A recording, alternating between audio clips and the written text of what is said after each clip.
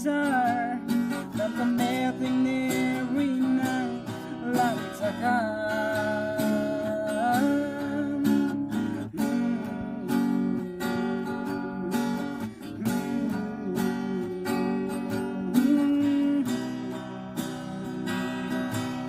Ban so berte along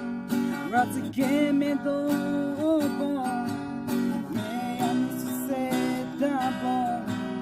Bon ta te ne rina ne fana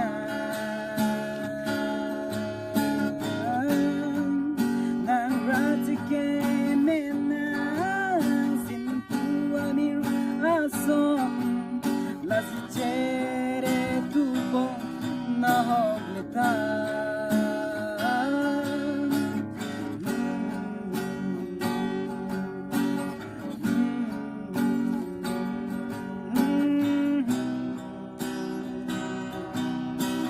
Tui kali pai kali ho kangon nang pan kai dibi cherap nang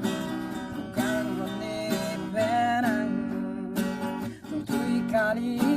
tu pai kali ya ho kangon nang pan